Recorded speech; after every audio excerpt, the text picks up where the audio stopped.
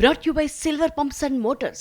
Top quality और consistent performance के लिए सिर्फ सिल्वर पंप्स नाम याद रखना। తెలుగు రాష్ట్రాల్లో మాడు పగిలిపోతోంది. ఉదయం 9 గంటలకే ఎండ సుర్రుమంటోంది.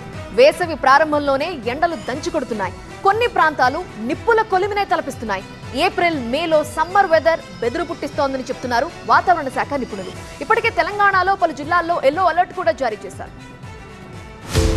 ఏపీ తెలంగాణలో ఎండలు దంచి కొడుతున్నాయి. 125 ఏళ్ల తర్వాత మళ్లీ ఆ స్థాయి ఎండలు అధికంగా నమోదవుతున్నాయి. మరి ముఖ్యంగా శివరాత్రి తర్వాత ఉష్ణోగ్రతలు సాధారణం కంటే వేసవి కుంపటి ఎండలు మండిపోతున్నాయి. మార్చిలోనే మూర్ఛ వచ్చే లెవెల్లో సమ్మర్ హీట్ పెరుగుతోంది. వేసవి ఆరంభంలోనే 40 డిగ్రీల టెంపరేచర్ నమోదవుతుండటంతో ప్రజలు ఉక్కిరిబిక్కిరవుతున్నారు. భానుడి ప్రతాపం ఉక్కపోతతో ప్రజలు అల్లాడిపోతున్నారు. ఏపీలో మార్చి మొదట్లోనే ఎండలు మంట పుట్టిస్తుంటే రాబోయే ఏప్రిల్ మే నెలల్లో ఎండల తీవ్రత ఎలా ఉంటుందో అని ప్రజలు భయాందోళనకు గురవుతున్నారు. ఈ విజయవాడలో ఎండలను బట్టి చాలా భయపడుతున్నారు ప్రజలు. మొన్న శివరాత్రి వెళ్ళిపోయిన తర్వాత బాగా ఎక్కువగా పెరిగిపోయినాయి. ఇక మరి ఏప్రిల్ మేలో ఎలా ఉంటాయి అనేది భయంగా ఉందండి.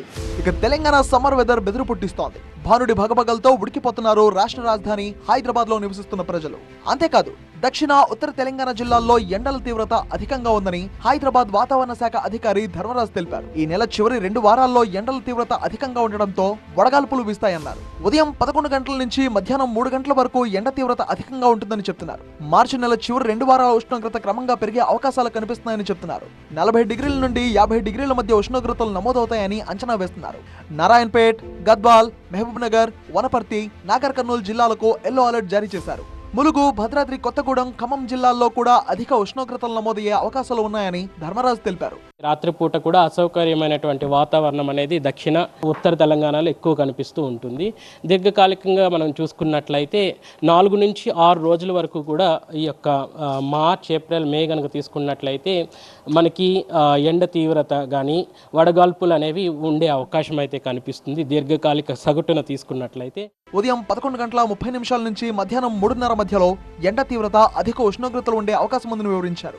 ఆయా సమయాల్లో ప్రజలు పలు జాగ్రత్తలు పాటించాలని సూచించారు.